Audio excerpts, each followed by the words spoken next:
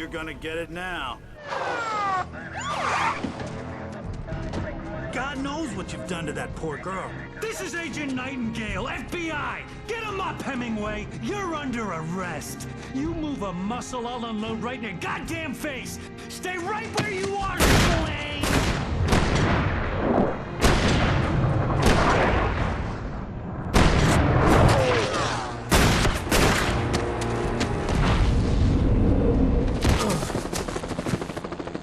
What are you? I'm standing right here, you goddamn maniac!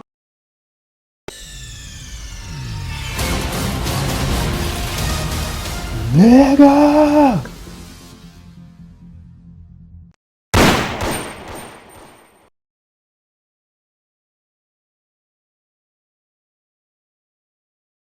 Previously on Alan Wake, Alice has been kidnapped. Alan, please help me. Alice? You'll do exactly what I say if you ever want to see your wife again. I can't tell anyone except my agent Barry. Damn it, Barry, they'll kill her! You're my best friend, and I'm worried that you're not right in the head. The ransom is a manuscript I supposedly wrote that's coming true before my eyes. It happened just the way it was on that page. So dark. I have found only a few scattered pages. I want the entire manuscript. The deadline is in 2 days. I found Mr. Wake's pages.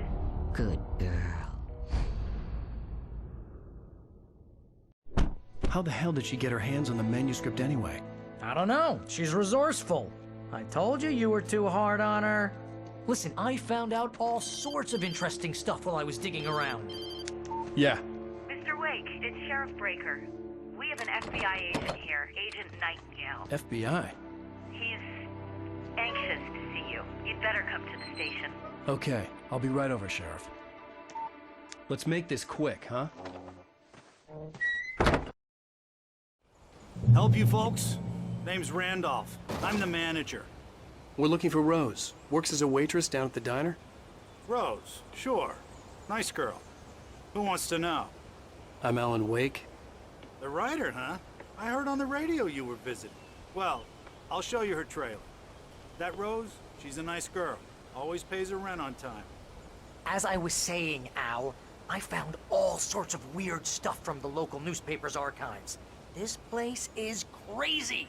Disappearances, mysterious deaths, urban legends come true, and get this, most of this stuff takes place around Cauldron Lake.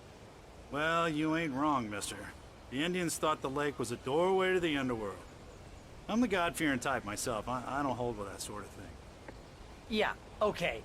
Anyway, there was an island there owned by a guy called Thomas Zane. Now, some of the articles I found about him make him out to be a famous writer, but I ran a bunch of searches, couldn't find a single thing he wrote.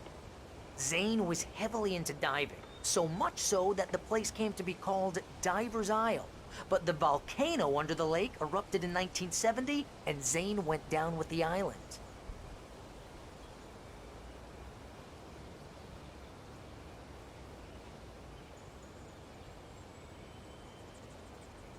Come on, mister. I'll take you to Rose's trailer.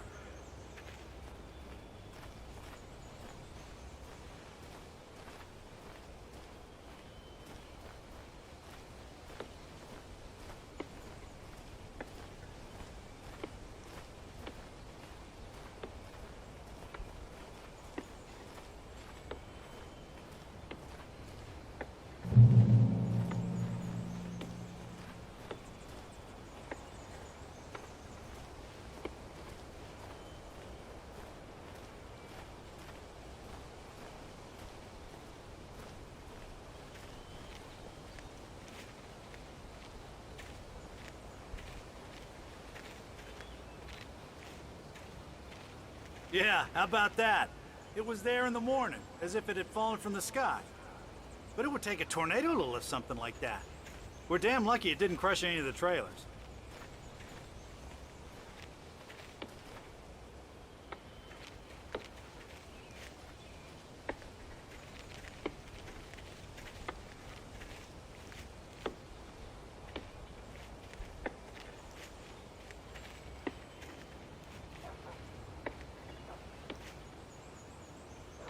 It gets better. A local girl, Barbara Jagger, drowned in Cauldron Lake just a week earlier. They were lovers. Sure, Jagger's a local spook story. The Scratching Hag. Comes for you in the dark. Childish stuff like that. Anyway, Al, I'm just getting to the best part. All of the articles about this stuff were written by Cynthia Weaver. I asked around, and she's that crazy bag lady you met. What, the lamp lady? She can be a little loopy, but she's not homeless or anything. Yeah, anyway, she knew both Jagger and Zane before they both died, and she had some kind of a breakdown.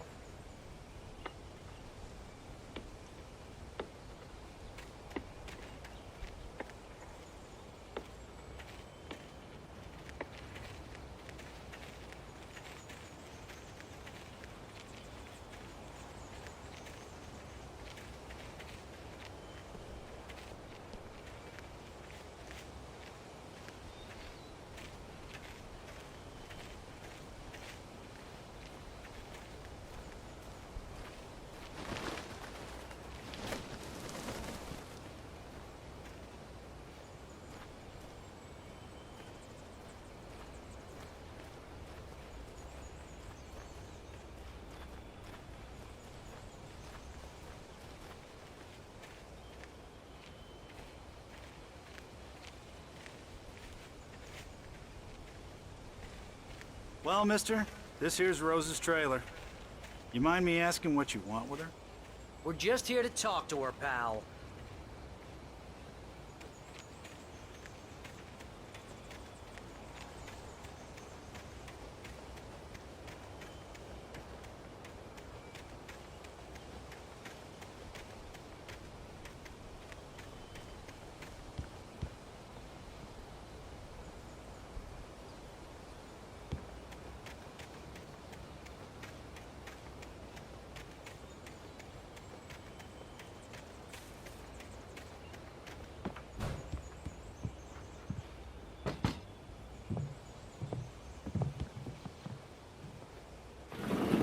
Welcome to... Oh dear, Mr. Wake. I'm so glad you're here. Rose, you have my manuscript? Oh. Oh yes. Yes. Please, come in. Hey, this is really good. Rose, Yes, my manuscript. I really need it. I understand. I know what you need. A muse to inspire you. Oh, for Barry? She doesn't have anything. Yeah, hey, Al? Al, what's... Oh... Barry! What? What?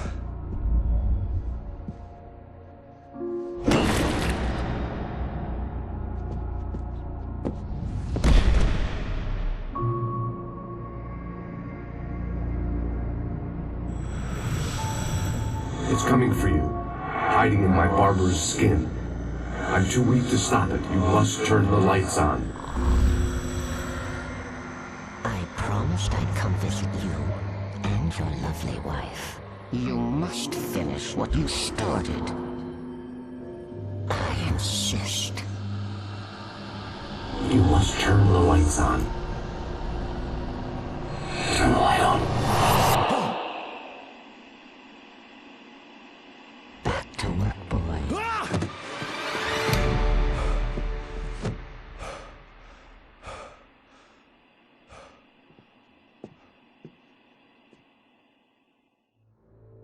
I felt nauseous, hungover. Only anger kept me going. I can't tell reality from dream anymore, but it seems I have an imaginary editor to help me. She's an old woman in a funeral dress. I call her Barbara Jagger. She's very strict. I'm writing faster and faster. My manuscript is being heavily revised.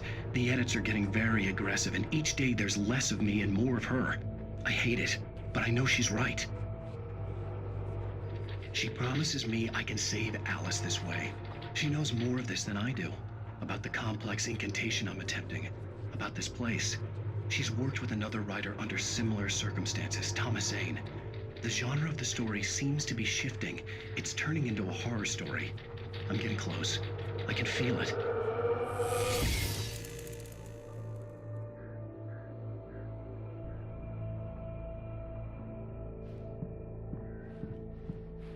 Rose took a day from me. I had less than 12 hours left to meet the kidnapper. All I could do was get Barry into the car, work something out once I got on the road.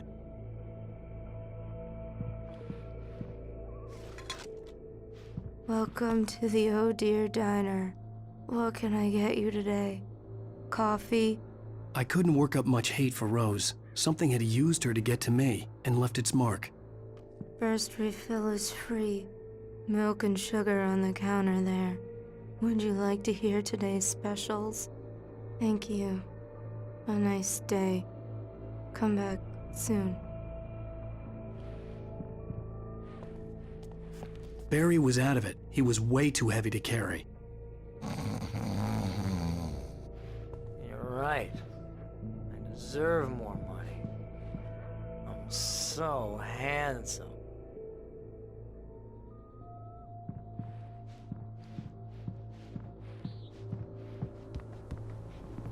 My gun and flashlight were gone. I'd have to find a way to get Barry into the car as quickly as possible. There was no time to waste. Mr. Randolph liked Rose. That little smile she had. How she was still sweet when life had tried so hard to make her bitter. It wasn't any of his business what she did in her trailer. But those strangers, the writer and his smart-ass sidekick, looked like trouble. And they'd been in there for hours, way past her normal bedtime. He reached for the phone and called the sheriff's station.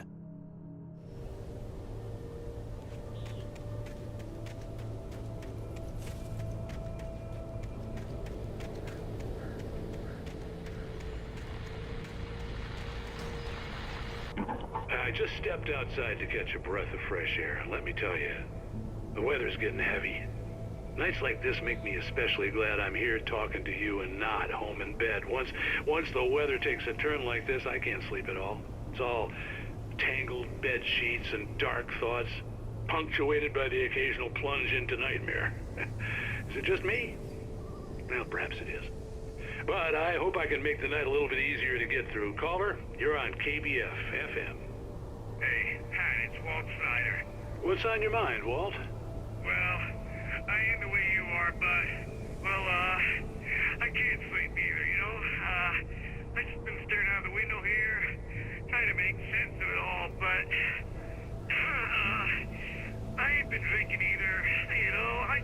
Well, you sound like a man with a problem, Walt. I had argument with Danny. You know, Danny, and, then I got in trouble with the law, you know, and, I'm just, well... I heard something like that, Walt. Yeah, well, you know, Danny's my best friend, and, they let me on bail today. And now I'm just alone here at the window, you know, waiting. Man, and there's something in the air tonight, man. I was just outside looking up at the sky above our broadcast tower thinking the same thing. What are you waiting for, Walt? I don't know. You know, something's gonna happen. You know, I think I better go. Well, Walt, maybe... No, thanks, Pat. Well, good luck to you, Walt. Hang in there. Let's take a little break, folks. This weather's really something else, huh? How can I be sure that you will walk away? Why do you love deception? I mean,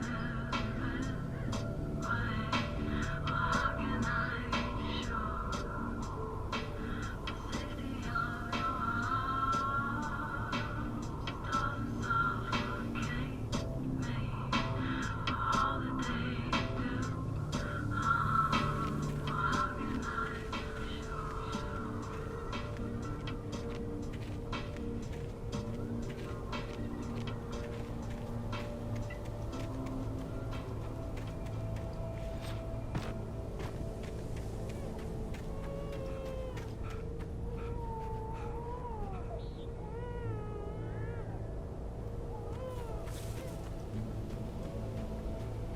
Oh, you're gonna get it now. God knows what what you've done to that poor girl. This is Agent Nightingale, FBI! Get him up, Hemingway! You're under arrest! You move a muscle, I'll unload right in your goddamn face! Stay right where you are, Spillane!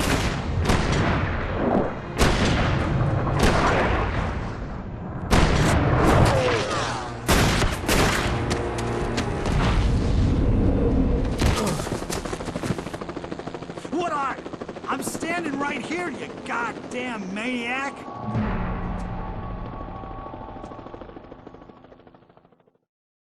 I hated to leave Barry behind, but there was no way I'd miss my appointment with the kidnapper.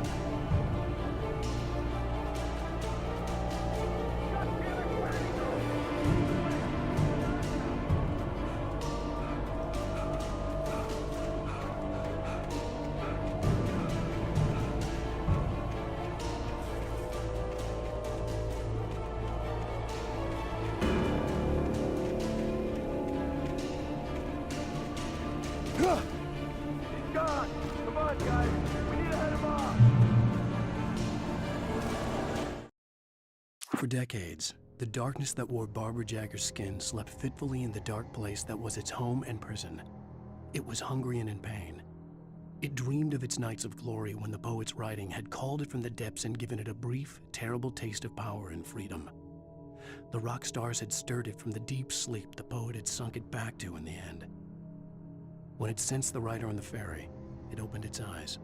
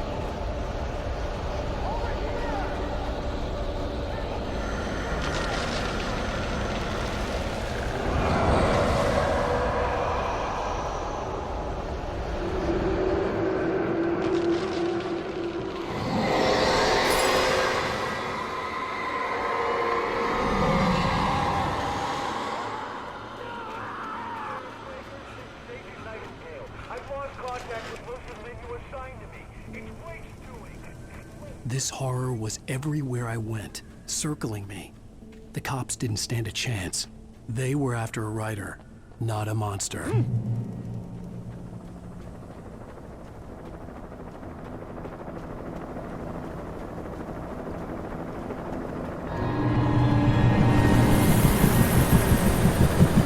You on the ground. Hold it right there. There's nowhere to run.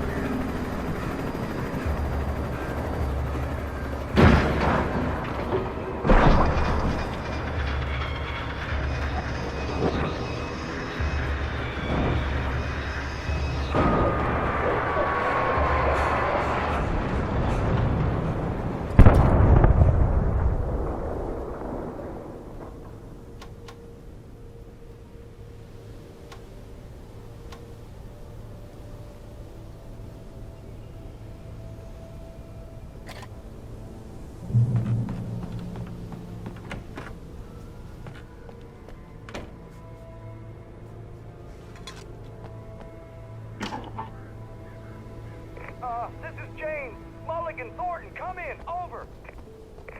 Thornton here. Jane, we got both Wheeler and Rose in custody. They didn't put up a fight or anything. Why, they were... Hey, Mulligan, what are you doing? Come on! Sit down and give me that. Jane, Mulligan here. Over. Go ahead, Mulligan. Over. We got Wheeler and Rose here. Wheeler's drunk or hopped up on something. Speaking of which, that Fed had a pretty distinctive whiff of Otis Scotch about him, if you know what I mean. Over. I don't have anything on that, Deputy Mulligan. Over. Well, whatever. Anyway, Rose is just being plain weird here. You better get Doc in to take a look at both. Over. Gotcha. You better get them here quickly. The, Fed's gonna want to interview Wheeler. Over. Oh, yeah, I'll bet he does. Looks like they have a lot in common. Mulligan out.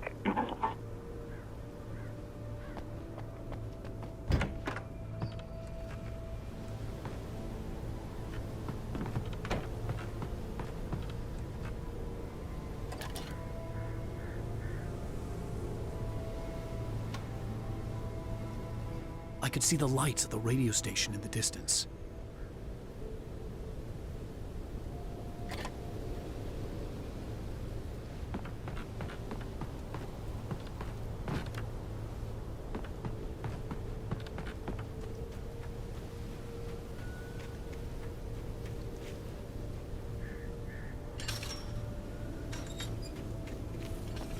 I imagined that the broadcast tower in the distance was part of the local radio station. Maine seemed like a decent guy. Perhaps he could give me directions to the coal mine.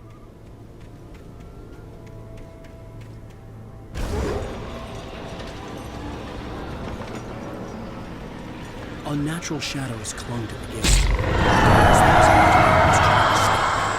I wouldn't get through without a light.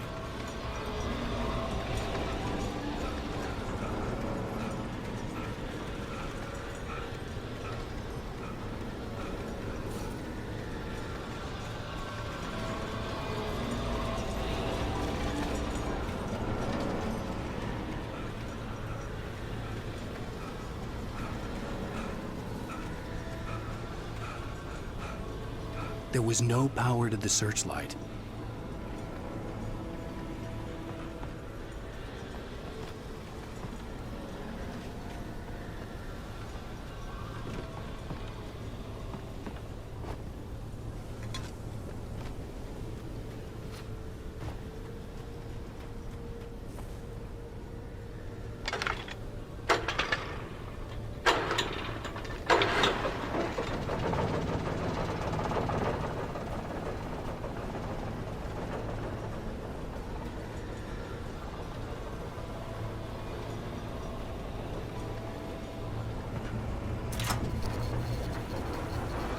The old generator conked out. I'd have to see if I could fix it and try again.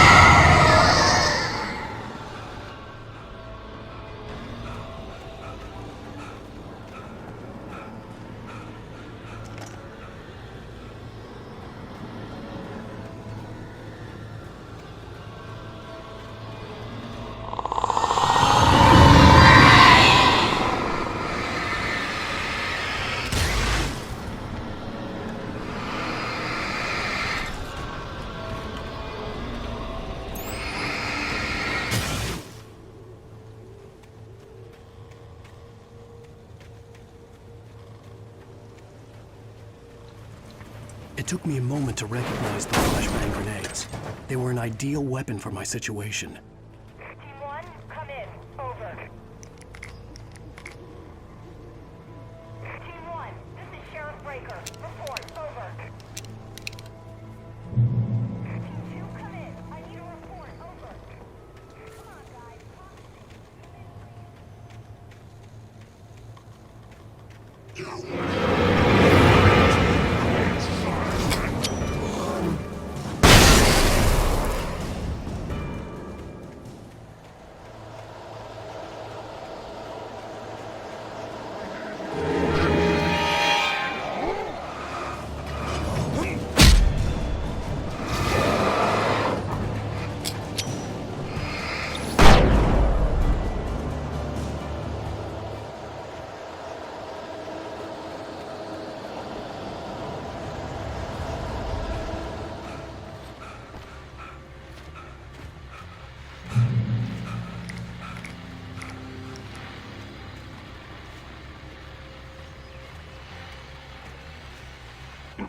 And here's another call. You're on KBFFM with Pat Maine. It's Milt Peabody, Pat. What's on your mind, Milt? Well, I live near the trailer park, Pat, and there's a big ruckus going on over there. Well, that's just up the road from me, too. What's going on, do you know? I don't know, but there's a bunch of police cars there, lots of sirens, a helicopter buzzing around, and I think I heard some gunshots. Gunshots?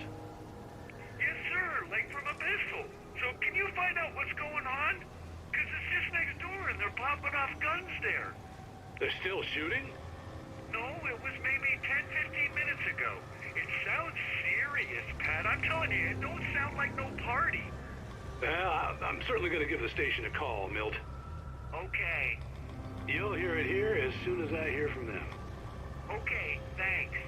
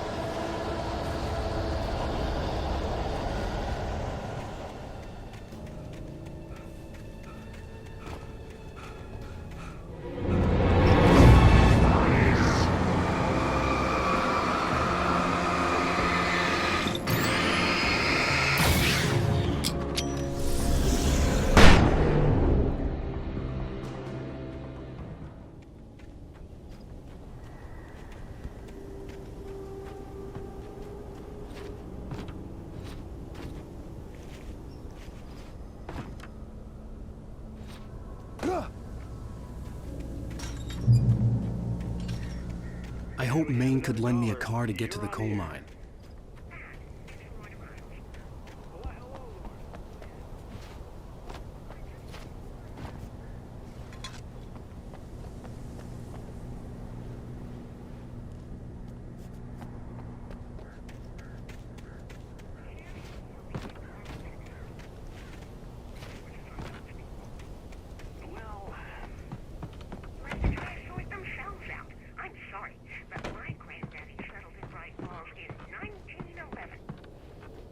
Thank you very much for that compassionate viewpoint, Lorna. Oh, here's a little surprise. The famous writer Alan Wake just walked in. Folks, I'm going to see if I can talk him into an interview. Come on. Oh, I'm so glad you could find the time to do this, Mr. Wake. Nowhere to run now, Dan Brown. You back away from me. Don't hurt. Whoa. Everyone calm down. Put the gun down. We're all friends here, right? Cool your jets, Nightingale. We got him. Judas Priest! What the hell's the matter with you? There's a civilian in there.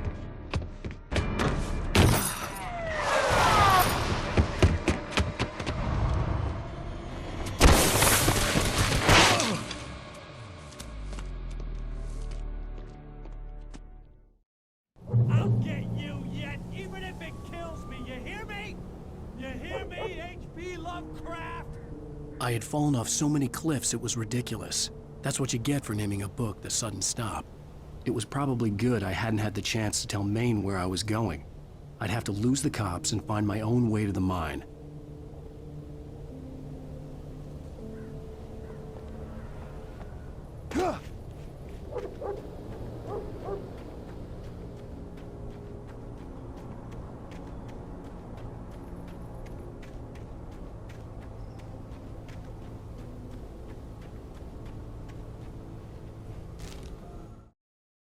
Nightingale stared through the broken studio window into the dark woods.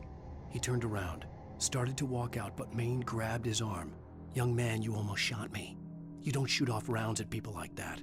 What's the matter with you?" Nightingale shook his arm free, marched out. His cheeks burned with rage and humiliation.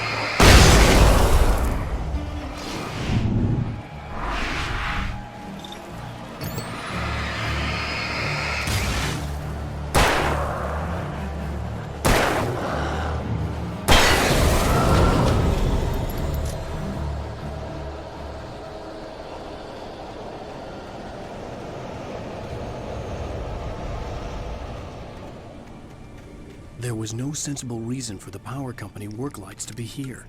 It was almost as if they'd been left for someone like me to use.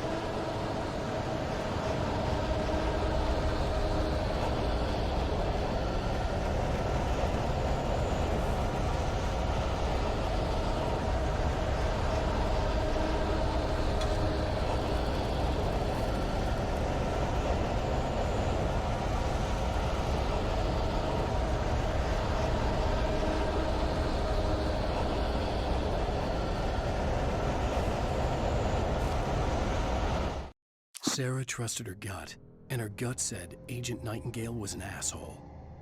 He felt wrong, and it wasn't just the smell of stale booze. It was in the way he flashed his badge, pulled rank, the look in his eyes when he wanted answers. Where was Alan Wake? What was this about an accident? Where was his wife? And most importantly, why did she let Wake go? He wouldn't answer her questions. Federal business was all he'd say.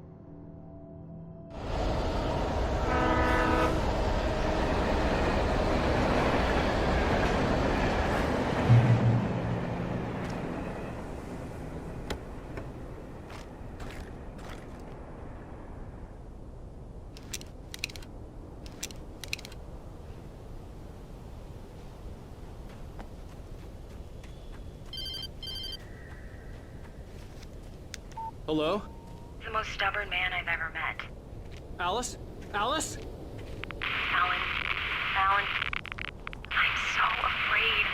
He keeps me in the dark. Please help me. I look at you, Alan, and it's not you. Something else. Looking out from behind your eyes. Alice, I'm here. I'm so alone here. It's all gonna go to hell. You need to be careful. Cooperate.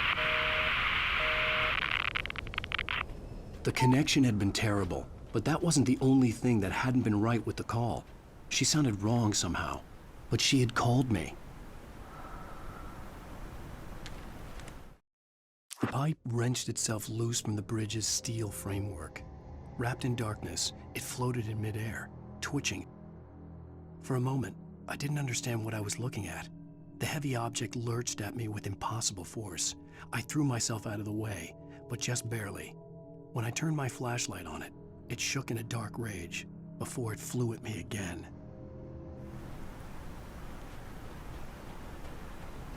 I could see a railway bridge up ahead and a warehouse of some sort on the opposite shore. I hoped I could find a car from there.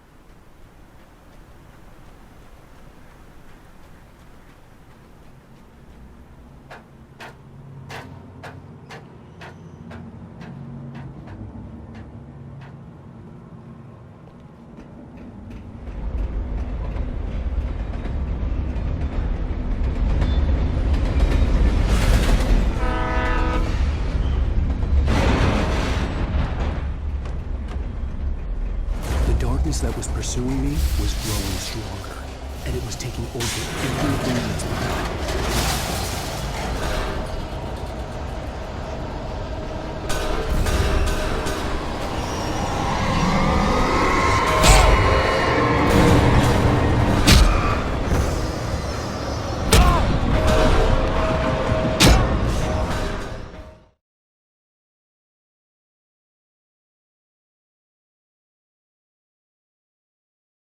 I hoped I could find a car from there.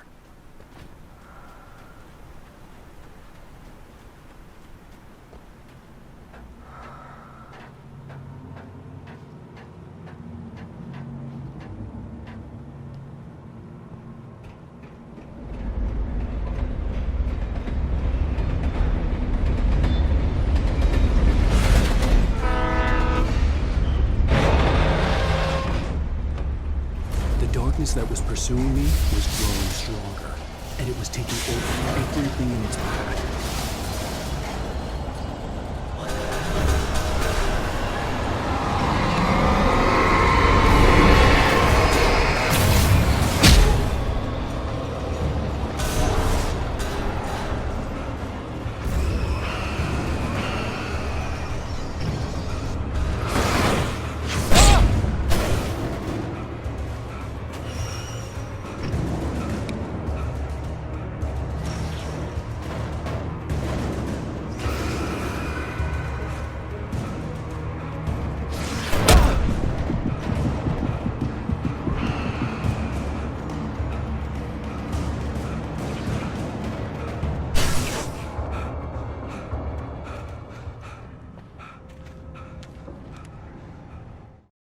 I slammed the door shut right in his smug face.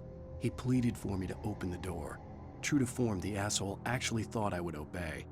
I had no sympathy left, no guilt either, not for him. I took a moment to savor the scream. I bet I had a smile on my face. It was all that I had time for. The dark presence was inside the lodge with me.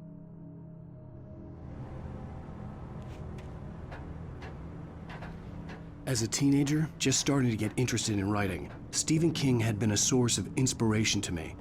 I thought about all the inanimate objects that had come to life in his books. No one is safe in a good horror story, certainly not the protagonist. That's what makes them fun. This was anything but. The darkness could possess anything, and it was getting closer.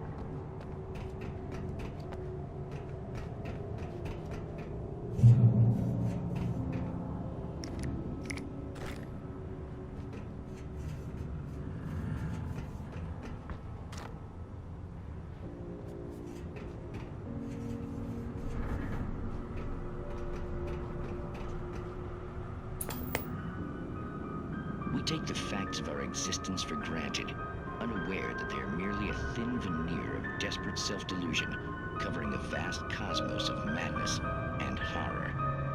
All too often, the stars are right. In Night Springs. Tonight's episode, A Family Occasion. Journalist Alvin Derlis' trip to study the local customs of an insular community in Night Springs has been less than successful. Until tonight.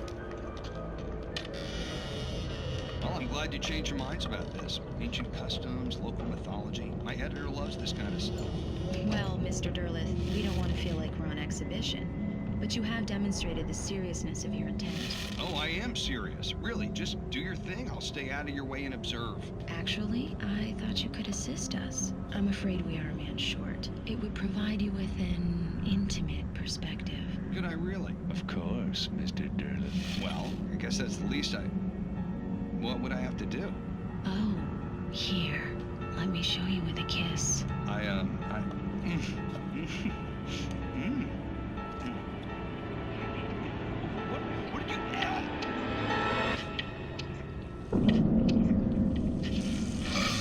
Oh, Mr. Derlith, you have well pleased Nixie Perka, the dweller in flesh.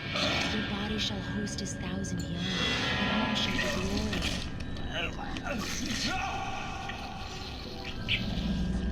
Shh, darling, be calm. Shh. Alvin Derlith learned a harsh lesson. If you go looking for mythology, it may come looking for you. And such quests always bear fruit. Night Springs.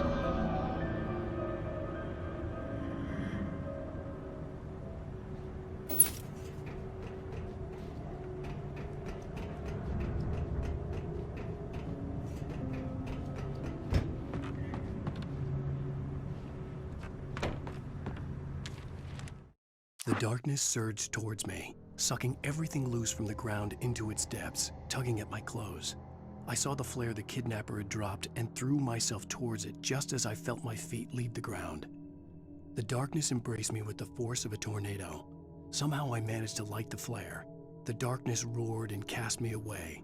I fell toward the dark waters of the lake far below.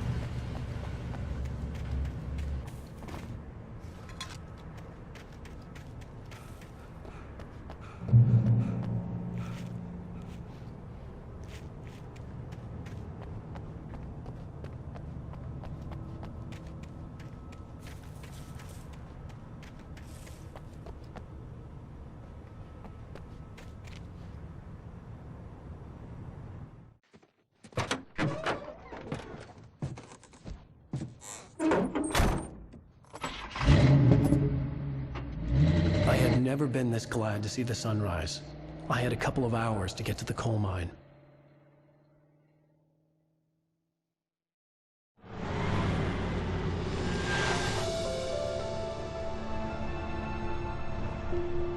The coal mine wasn't far now.